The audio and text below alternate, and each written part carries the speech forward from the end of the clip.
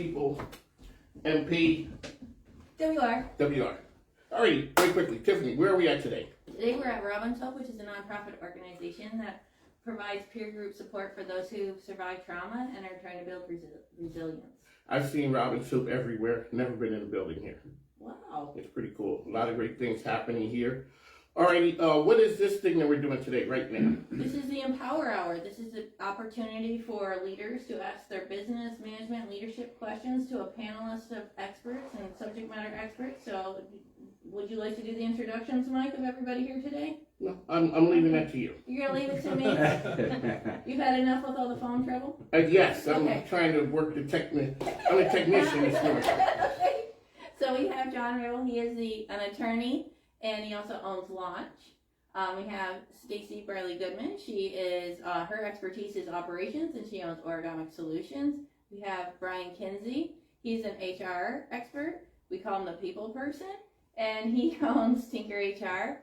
And today we have Ashby Price, and with Ashwood Financial, and he has been brought in because during our last MPWR Hour, which was last month, we had a guest who was asking some questions about 401ks, retirements, and all these new regulations that are coming up, and how's that going to impact small businesses, what's being regulated, what will small businesses have to do. So he's here today to ask those very specific questions and follow-up questions to that.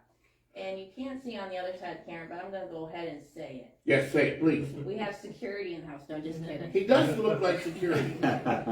He is a vet. He served in the Marines, so that might be. A lot of years in the Army, he looked like a Marine. Yeah. You can always tell him. But really quickly, the Army everyone else is having shortages on recruits, except for the Corps. Except for the Corps. They don't have to go find people. People come look for them. That's the mom, apple pie, and flag guys. It goes there. Shout out to the Corps. So right, that's Jeffrey Wilma, and he is the president of the MPWRPeople Board. Okay. All right, and so the Empower People, let's talk about how this whole thing came together with this array of talent that we have here. So the value add of MPWRPeople and the why of MPWRPeople is that we're here to help leaders, purpose-driven leaders, get the education and connection they need so they can empower the people, organizations, and communities they serve. And so to do that, you need a lot of expertise in order to provide that education and connection to be thriving and empowering for other people.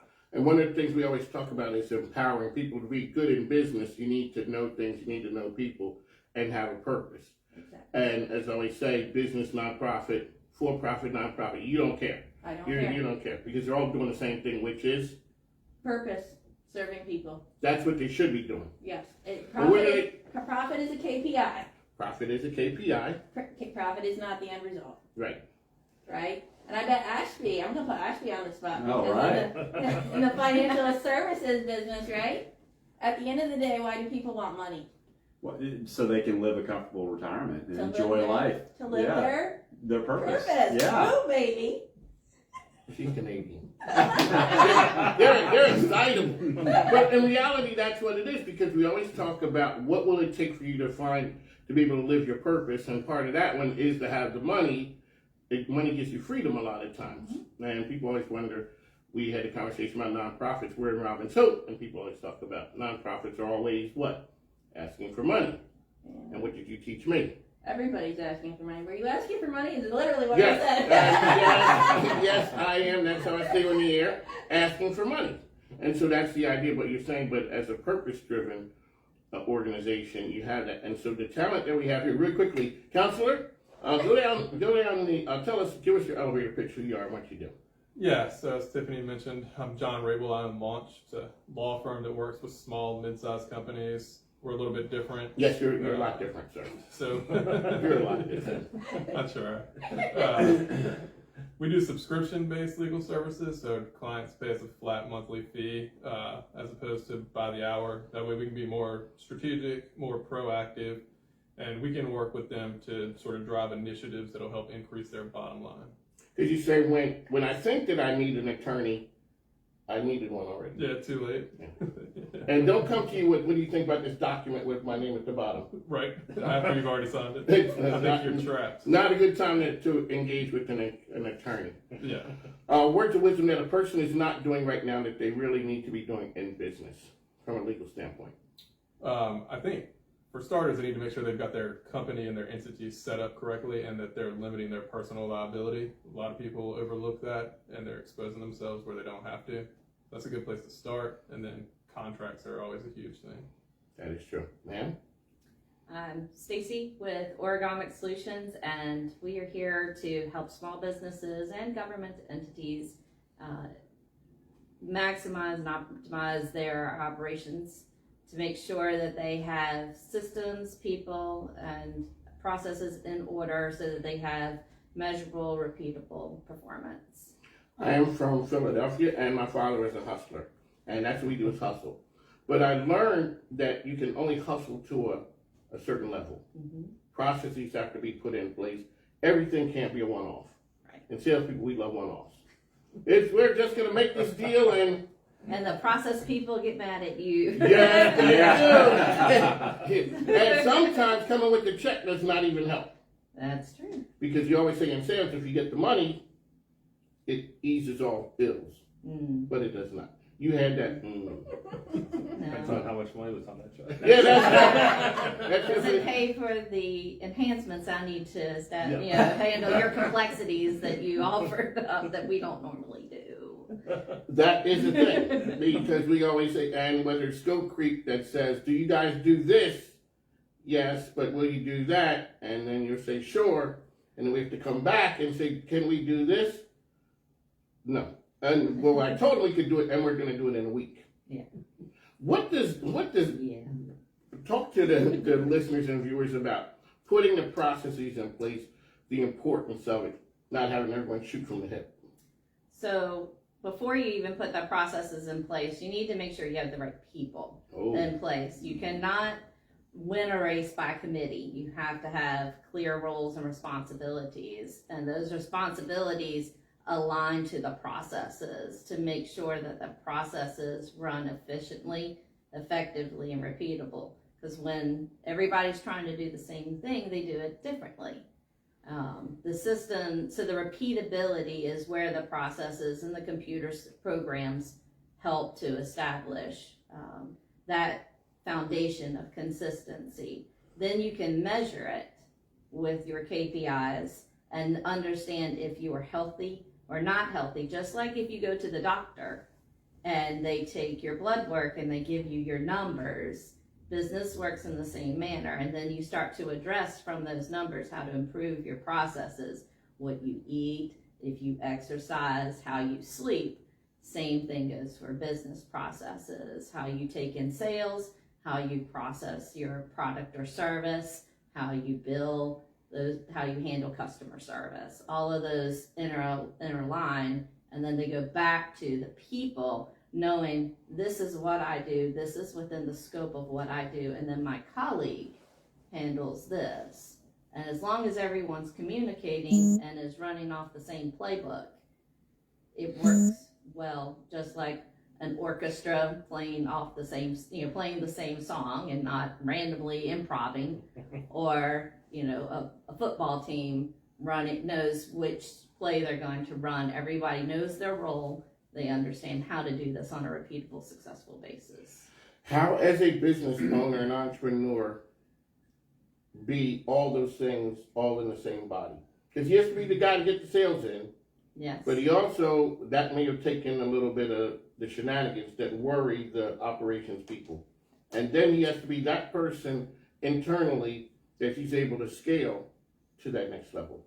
And normally that's where, when you're ready to formalize your business, that's when you need to ask for some help to get things done. You have to find ways to outsource or to get the assistance, because it is overwhelming as an independent person to handle all of that. I've gone through it. I've come from a family of small business owners. But when you start to bring in help in these subscription models, such as what John has, what I'll have, Brian has, you can get help and education through Empower People. It starts to help understand what you need to do and in what critical path you need to take care of them. And that takes us to the HR man. Sir, I say all the time I have one problem with HR, and that's when they say it scares people. I mean, HR does scare people. No one wants to talk. Yes, nobody. Right, that's the thing. But it's like we had to let Bill go. Bill didn't want to leave. We woke up today and said Bill needed to leave. But I always talk with HR folks about there's two times that people really engage with HR. In the beginning, when you're happy, you show up, it's the first day, I'm loving this place. And then the next time, it's like in the military. You don't get promoted behind closed doors. Correct. You get hammered behind closed doors, but you get promoted out in front of everybody. And that's the thing when we talk about HR. Talk about the importance of HR and about your business. Sure. My company is Tinker HR. We're providing fractional HR support to small businesses, nonprofits. It can be anything from helping the company put together their first handbook to assistance with recruitment, retention, compliance, HR strategy, performance management, all those things that HR departments do for big companies, we're doing on a fractional basis for small companies. And what we're trying to do is, just like Stacie just said, put the right person in the right place at the right time, and then hopefully make them happy and keep them there.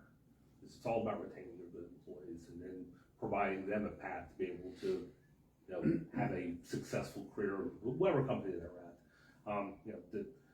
The big thing is to try to align the needs of the person who's working in the company and the needs of the organization. If they're on the same page together, it's all good. How are we doing now, coming out of the pandemic, whatever this new normal is, keeping employees happy enough that they don't leave? The companies that are doing well with it are, it's a shocking concept, but they're listening to their employees. Oh. That is shocking. I know. Who's doing that? But I mean, right now, one of the key things, if you survey employees asking what they're looking for, compensation is a given. You have to pay people their fair market value.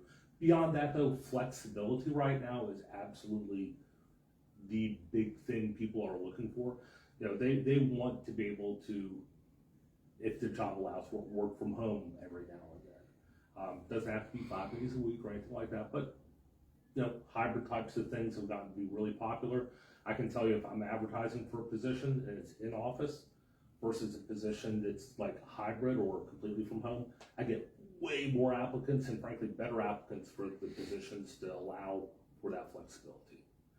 There's flexibility, and then so I used to work for AccuWeather back in the day, and we had West Coast people, accounts from the West Coast. We flew to the West Coast every week.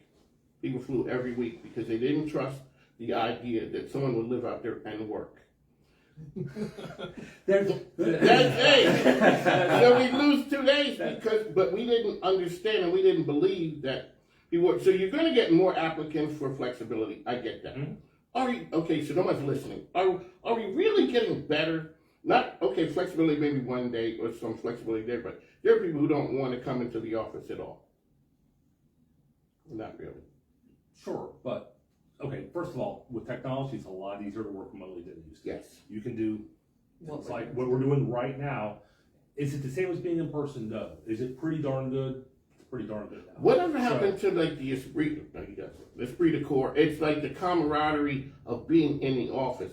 How do we enhance culture, great culture, when you're in Cincinnati, I'm in Tampa, Ashby's in California?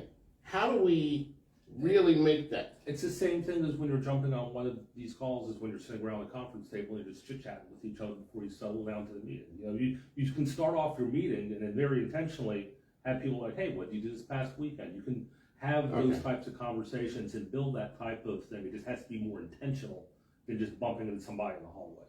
And I would like to add, because, me and my branding, right? So whether or not you're face-to-face or you're virtual, culture needs to be intentional, or you lose it and it becomes maybe what you don't want it to be. So if you want to have an intentional culture, like during COVID, I would do, Jeff knows, we had a lot of fun on our virtual meetings, right? That's where we set up bonding. I hired Jeff, worked with Jeff for how long before I actually saw you face to face? That was quite a while. Did it feel like we didn't? No. Yeah. That does feel like the new normal, that we deal with people so much on Zoom. Like, I've known Ashby 10 years. Like, when I first got here, I had seen him, we were doing a synapse thing. That's in person. But it's funny now when you meet someone and you've seen them on Zoom, it's like you know them. All of a sudden, like, hey, we've never met in person. It's a shocker to the system because, you know, we've met and we've talked and we've done all the things. All right, really quickly, Ashby, tell us who you are and what you do. Ashby Price, owner and founder of Ashwood Financial Partners. My tagline is rooted in relationships. Why did I come up with Ashwood? First of all, it's Ashby and Woody. That's my first and my middle name combined, but also the Ashwood tree has one of the deepest roots of any tree out there. So what my team and I do, we're the roots under the ground for our clients, where our clients can weather all the storms and weather all 4 seasons. And what we do, we provide financial planning for business owners and families, and manage retirement plans for nonprofits and small to medium-sized businesses. We also manage foundation and endowment money for nonprofits. We really try to align their investment strategy with their purpose. So it's really purpose-driven investment. Yeah. And you mentioned a process earlier. So we have a 3-pillar risk management process that we incorporate into a 7-step financial planning process that's been proven over time to make sure that we can help our clients sleep at night, because no one knows where the markets are going to be tomorrow, a year from now.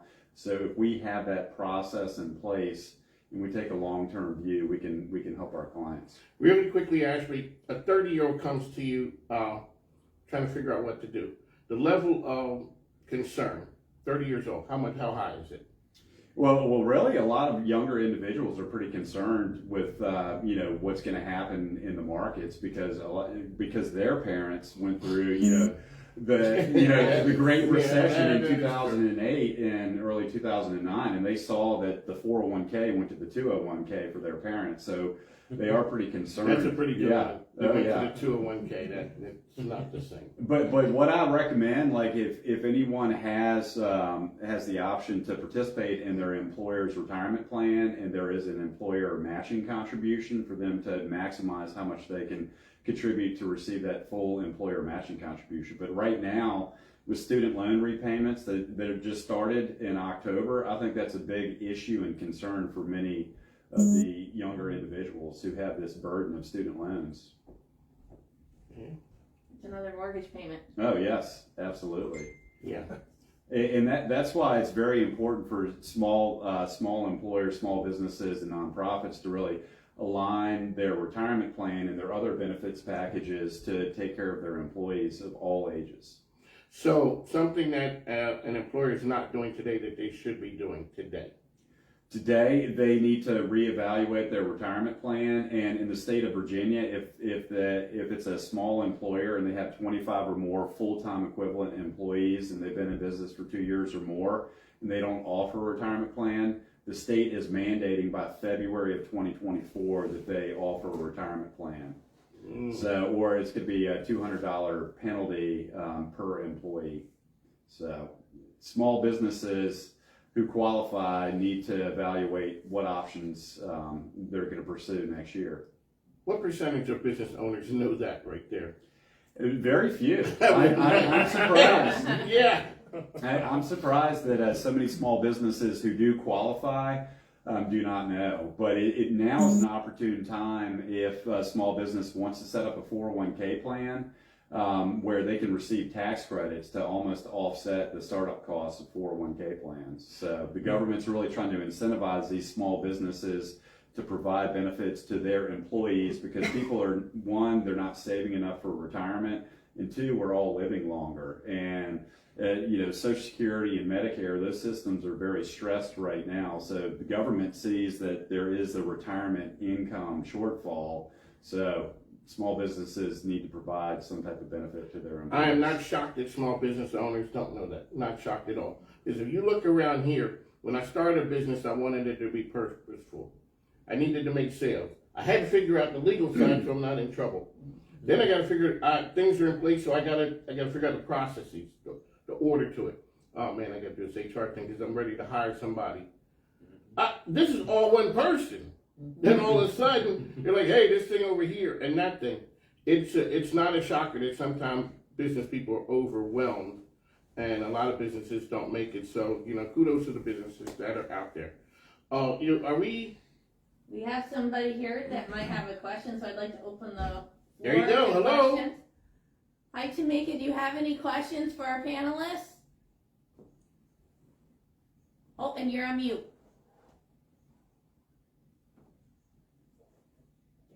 Good morning. Hello. Good morning.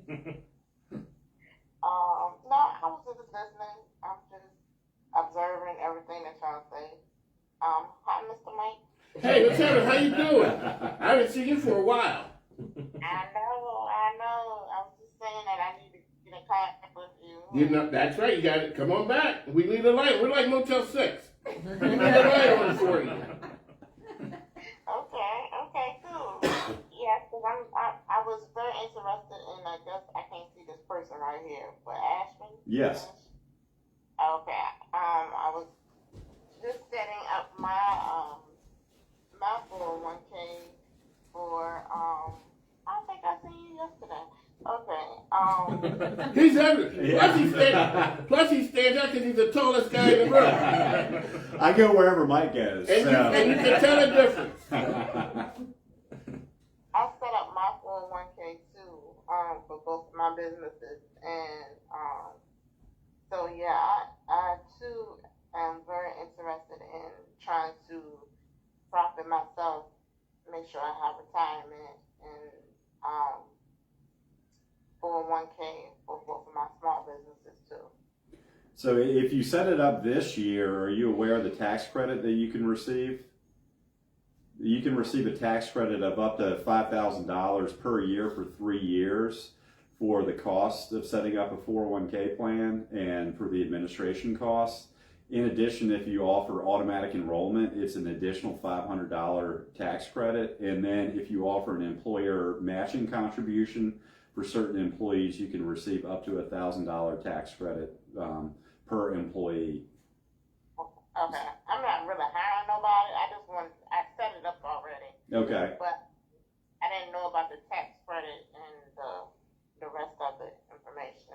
Yeah, there's some tax credits available because the government's really trying to incentivize small businesses to provide a retirement plan for their employees. Okay. How about for the solopreneur? For the solopreneur, there are some tax benefits just depending on their compensation and how much they make. Do you have any employees, Tamika? No, it's just me. I have a vending machine company. Hi, y'all have the location? So also tell your daughter has a business too. Tell about your daughter's And, business. my daughter has Toy Squirrel, which is a jewelry company, a retail store. That's right there. We just lost So, the connection. No, she's back. Ashby, with this, to follow on with your question on the solopreneur, since Tamika is one, the difference between using a SEP and a IRA and a 401k as retirement options for a solopreneur, is there a benefit to engaging in the 401ks? I'm a big proponent for the 401k. With the SEP, it's employer only contribution, and with the 401k, it's an employee and employer contribution and potential profit sharing as well. Okay. So even if you're like a solopreneur, you can set up, it's called an individual or a solo 401k, and you can actually put your spouse on the payroll and they can contribute to the 401k. There's some provisions, but you can make your own contributions, you can make an employer matching contribution, and you can make a discretionary profit sharing contribution at the end of the year as well. Okay. I have a question for Tiffany, and this is a technical one. A person starts a business, they're a solopreneur. Are they still an entrepreneur? And are there any differences or benefits between being the two of those? Some people may say I'm a solopreneur, or a person says I am a small business, and I'm like, I'm only a small business when I need to be. The other time I got a business. Because when you start putting it on that, but I always wonder about the entrepreneur, solopreneur I love it relationship. because what we're really doing is asking me a philosophical question. And I was a philosophy major, so let's get into it. Let's There's a get- technical component on that as well. Let's get the Can't floor. argue with You know what I do? I put it out there for a person in the public space. Have at it, ladies. So entrepreneurs, when you think entrepreneur, some people automatically think every business owner is an entrepreneur, right? Yes. That is not true. Just like every employee doesn't mean an employee can't be an entrepreneur, right? An entrepreneur is an innovator. An entrepreneur is a risk taker. Somebody sees something, goes after it, and nothing slows them down. Now, it's harder sometimes to be an entrepreneur when you work for somebody because if the employer doesn't give them the autonomy to do that, right? Obviously within the confines of the organization, but still the autonomy to grow and to really thrive with that entrepreneurial mindset, then that can be problematic. But a business owner who is literally, some business owners, I think we've all met them, they may not be entrepreneurial, they're not visionary, they just take in a concept and they're replicating it. That doesn't diminish what their business is, but it's not truly entrepreneurial. Entrepreneurial, there's got to be a component of innovation in there. Okay. How much does it being scalable work with that? Make that more palatable? Because sometimes when we go down to 1717 innovation and startups, people are down with ideas. Those ideas not happening. But there will be not happening, you know it, but there will be somebody who will give them money for that. But they're always talking about it has to be scalable. So here it's not going to happen, but, but it has to be bigger. But you have to go through a lot of bad ideas to get to the good one. And so sometimes, how many children are actually entrepreneurs by nature and their parents see them as flighty, dreamy, like, oh my gosh. That's true. And a lot of the most successful people out there, what were they? Those were those kids. Those are those kids. So you grew up in a house of entrepreneurs, correct? I did. Mm-hmm. So did I. How often did your parents sit you down with business lessons? With my mom, I actually, from the age of like 9 or 10, I would sit down and do the books with her. She did the back office for service stations and for a florist company. And back then, we didn't have the big computers. They literally were on very large pads of paper. And so she brought me up learning to do some of the books for the business. I also worked in her business on the front end. So my uncle was teaching me the importance of customer service and, accountability, making sure that you did what you said you were going to do, honored what the warranty behind what your work you put out.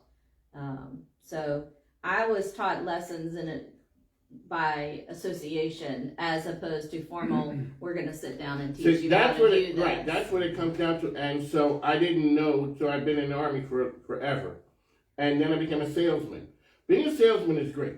It's like an entrepreneur, you know what, you make more than everybody there if you're good, you got the freedom, and then you go out on your own and you're like, whoa. It's a whole bunch of stuff that they took care of that I didn't know. So my parents had businesses, but it was never formal. Here, sit down and look at this. It's just like, now I know why they sat at the table like this. Right. Well, and while they were gone, my mom worked late hours. My son is in school and he's in a sports marketing class for the last couple of years. He and I now have conversations around marketing, which is not my strong suit. That's why, I work with Tiffany. But my son has that creative nature to him, so it does suit him.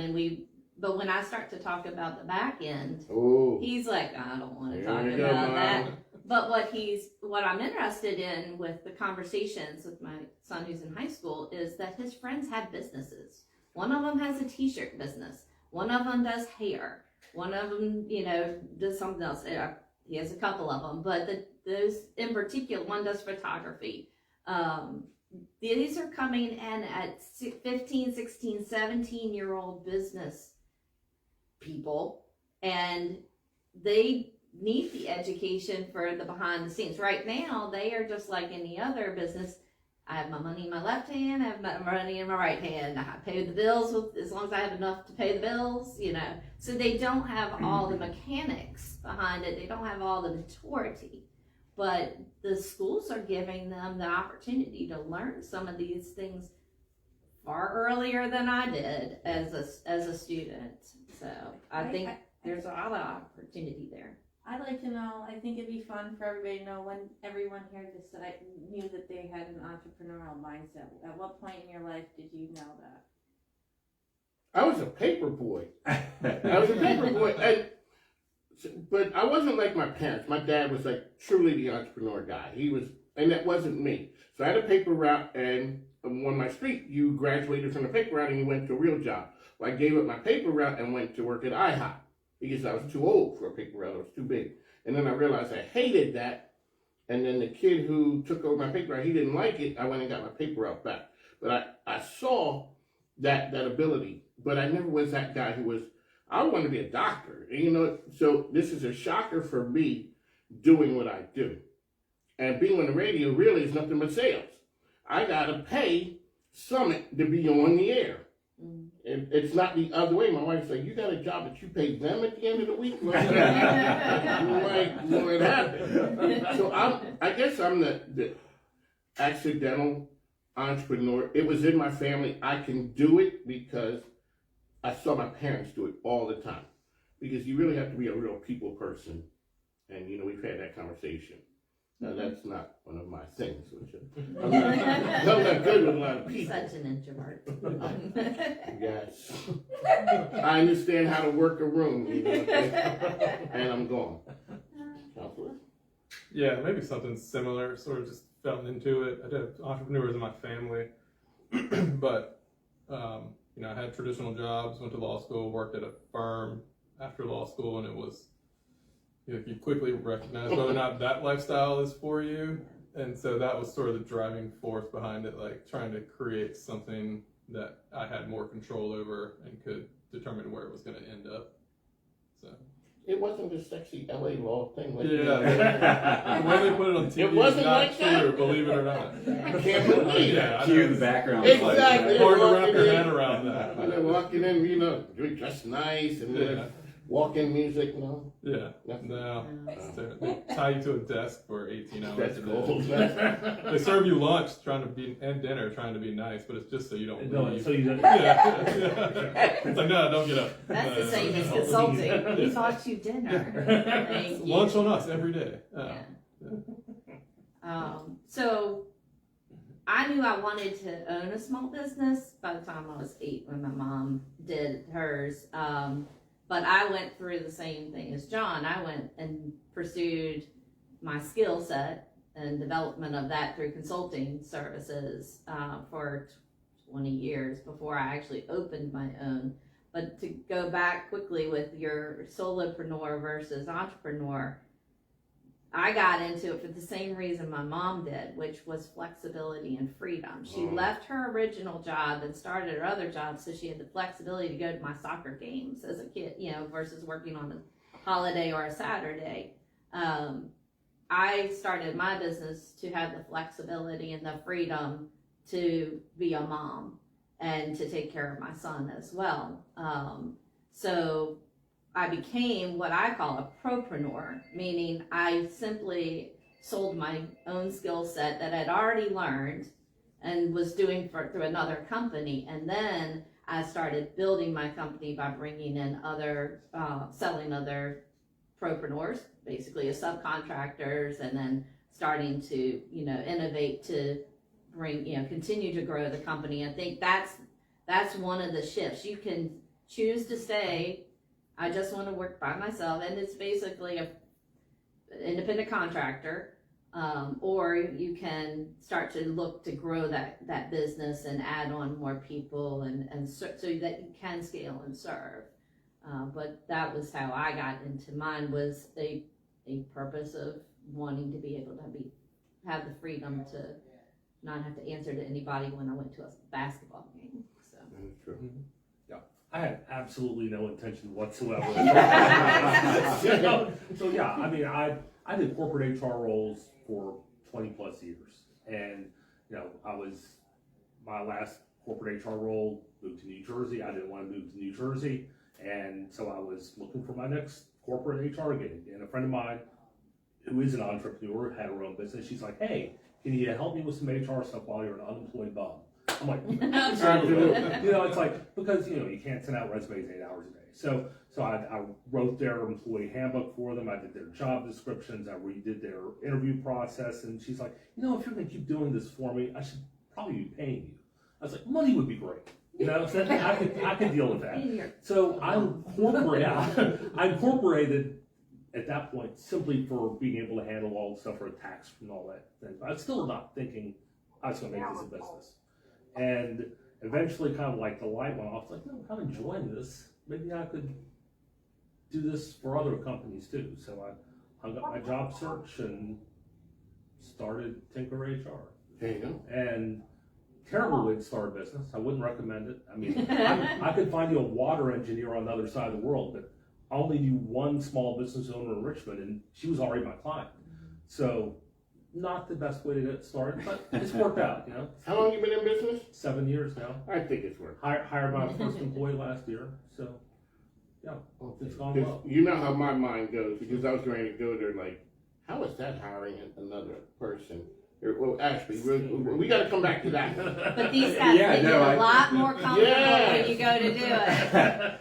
I never initially thought I was going to be an entrepreneur. I started out in some larger corporate organizations, and it was great training for me. And then about 5 years ago, I moved to a smaller firm, and at that time, I really realized that what I was doing at the time could be a lot more efficient. So at that point, about 3.5 years ago, I started my own firm, and really looking back, best professional decision I've ever made. Initially, it was like the biggest professional risk I'd ever taken, but now I love it. And I just hired my first employee about a month and a half ago, and my 15-year-old son, I think he's kind of following in my shoes. He's an entrepreneur, so he just started his own window and power washing business over the summer.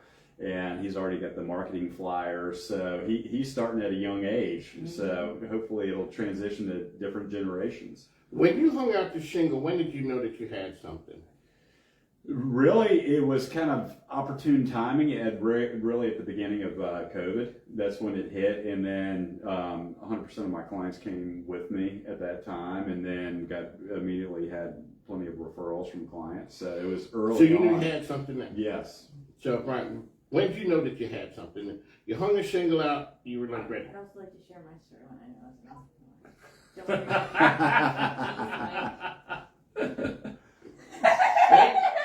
That's why we. You're not going to leave There you her go. out. I'll let you have your story. Because you know what? Because clearly she has a story, and she has to make sure we hear it. Yes, it's important. Take care. Security is left. She goes, now you can tell your story. He's giving up on this crowd. Okay, Tiffany, what is your story of being an entrepreneur? So, before I knew what the word entrepreneur meant, I was always an entrepreneur. So when I had an opportunity to play, I would play business owner, and I would come up with new concepts constantly. And then I really figured it out by the time I was in the 3rd grade. And kids started asking me for my chocolate chip cookies. And I said, well, how much would you be willing to pay if I were to sell you this chocolate chip cookie? So I ended up selling chocolate chip cookies for $5 a pop. So, What kid has That's what I'm saying. Where were you at that a kid had $5? $5 Canadian. It's not the same. Okay, Got my cat. $5. It was not on the big side. So when they started doing, and then the school was calling my parents and said, you got to ask your daughter to Lower the price? stop selling cookies. And you know what I said? It's not my fault if they're willing to pay, about supply and demand. Why are you gonna be a rebel? It's supply and demand. Chocolate chip. Exactly.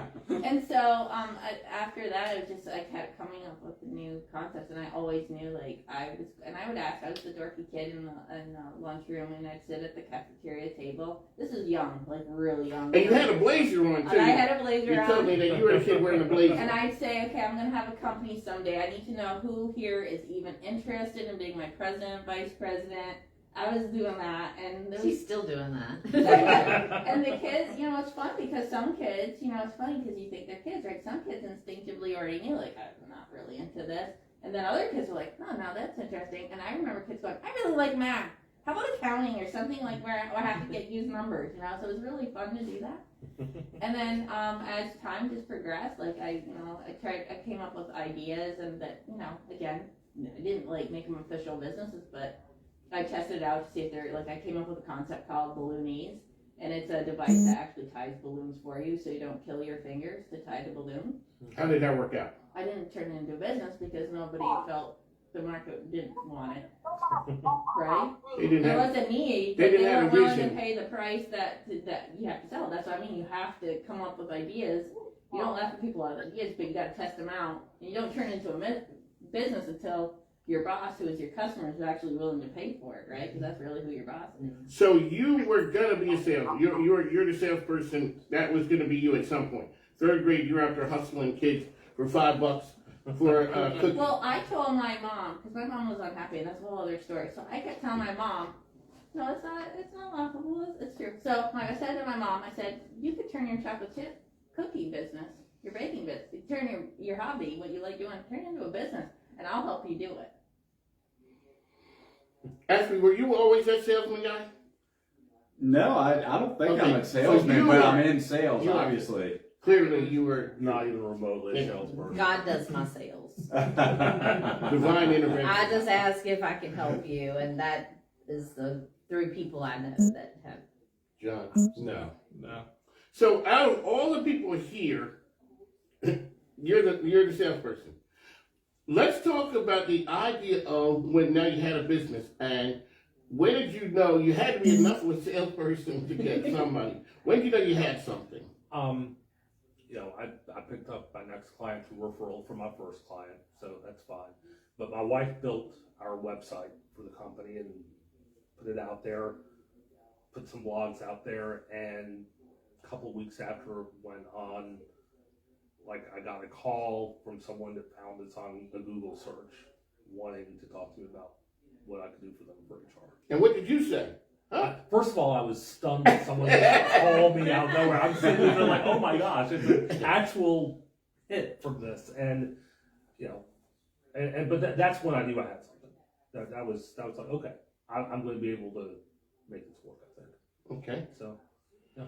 When did you know? I had connections already with a client I've been with over 10 years, and when I knew it was going to be able to scale and grow was when they wanted more help, and knew that, you know, who do you know, can you take in? But then I was also gifted with the opportunity of, because of my reputation and the quality of the work I have, they actually sent people to me. We like this person, but can you hire them to work through you because of the way I interacted on not just the delivery side, but also the client interaction side with my clients. So, and I've acquired people through referrals or reputation, and God does a good job of bringing me different connections with different people that cultivate over time. So I'm a slow and steady kind of person, but it's mainly through reputation. And Richmond's a very, very small town. Yes, For being it is. such a big town. Somebody has to vouch for you here. Yeah. It took me from 2014 to 2019 before people were like, oh, Mike King, oh, okay, you know, that you have to know the difference between the South Side and, you know, what church you go to and your grandmom and all those things before people will do business with you. And I've learned that. All right, counselor, there's a couple of different lawyer types. You know, your brethren and sister and who are out there. You know, they're the ones on TV. I'm the best. I can get you all the money and whatever. I don't think that's you. No, No. not exactly. Not exactly. When did you know when you put launch out there, you hung it out there, you're like, okay, this is a thing, I think I can do it. Yeah, I might still be trying to figure it out. Come on, man. So I sort of, let's say a subscription model in legal was, maybe still is, somewhat innovative Yes, or sir. different at least. And I knew specifically I wanted it to work with businesses, small businesses. So I test drove it on a handful of businesses I had an existing relationship with, like 4 companies, and they were sort of my guinea pigs as I fine-tuned some of it. And so at that point, I sort of realized that the idea worked, but then of course it becomes, how do you turn that into a business and grow it? I mean, working it with a couple of clients who are interested in it's one thing, but formalizing it more, as we all know, is something on top of that. So because I knew the idea would work somewhat early on, whether or not I could, well, I knew the idea was valid, whether or not I could make that work took a little bit longer to build up.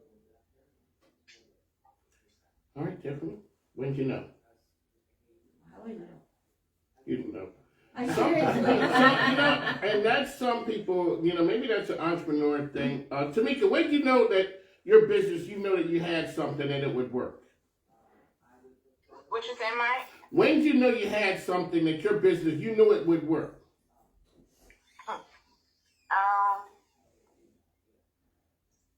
Well, I did my first,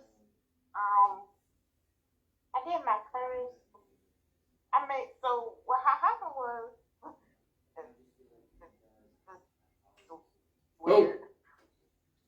Oh, you froze up. One day I was on my, and, You had froze and up. one day I was on my, and I was looking for another income, passive income, and I saw some vending machines. So I said, you know what, let me try these vending machines. And the guy was letting his school go on Belmont, the Christian school in Belmont, and he said, well, I got to get rid of these vending machines. You can come and pick them up. And I said, well, I don't have nowhere to store them. But I ended up storing them in my mom and dad's garage, and until I found a place. And I just started networking. And then one thing led to another. It was just like, oh, well, we need vending machines at the school. And we need vending machines, at a dog shop and a salon. So I just started networking from there. It just took off. And when I put in, the niche was healthy snacks.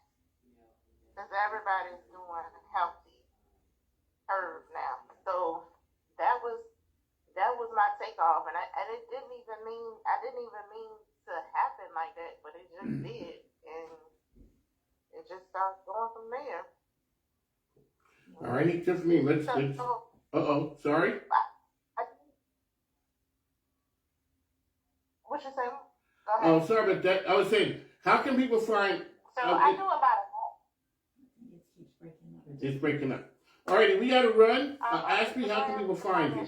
1, look out for me. I'm the tallest guy in the room usually. and 2, if you Google Ashwood Financial Partners or Ashby Price, you can find me on LinkedIn or on the web. There you go. tinkerhr.com. Okay. Origamic Solutions. And you can find me on How can we find you? You can find me on LinkedIn too, at Siobhan Healthy Snack. And Instagram, Siobhan Healthy Snack. All righty. Okay. How did you come up with that name? Origamic is incrementally changing a piece of paper without destroying it, so you can take it apart and redo it, like a paper airplane. If you think of a paper airplane, and that's how businesses grow. They incrementally change from something ordinary to something extraordinary. Tinker. How did you come up with that name?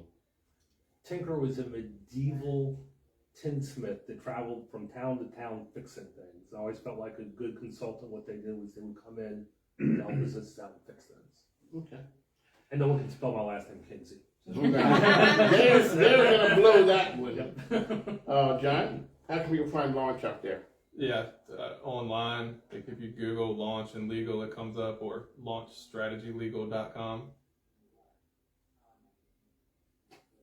Yeah, That's it. that's how you find it. Right, and how did you come up with the name Launch? Well, I was looking for something other than the standard law firm setup where it's just your last name. Yes. Everybody has that. So I was thinking about how lawyers, law firms should really assist businesses. It should help them launch into the next phase and protect themselves as they go. Shocking concept, counselor. And when I first met you, I said to you, how do other lawyers look at you with the subscription model? And they're kind of like looking at you like, Yeah, it's hard to wrap your head around. yes, sir. It's great for small businesses, though. It is. What you're saying is you have an in-house counsel. Yeah, Like big organizations have it, and why shouldn't you? So you're saying if I think I need a lawyer, I should have called you yesterday. exactly. Cool. Okay. Tiffany? EmpowerPeople.org, MPWRPeople.org, #EmpowerPeople. Hashtag info. I saw the tattoo I did. Yeah, I really stand behind it. Ladies and gentlemen, when you get the tattoo, that does it. All right, so it's been, what's the name of the program again? This is the Empower Hour. It's your Empower open Hour. office advisor hour to ask any of your business management or I was about to say legal things, John, you really imprinted on me. So business management or My brain leadership is questions. All right, it's so this is on the mic with Mike King. You can follow me 5 to 7 a.m. ESPN Richmond 106.1. The Breeze, VA Breeze with Bill Bevins and Bud Myers and Lee Johnson and those guys. Sunday morning, 6 to 8. We gotta go. You guys can hang out with me all day. All right, we gotta go. Take care. Thanks now. Thank you. Hey, Tamika, take care. I'll talk to you. Call me.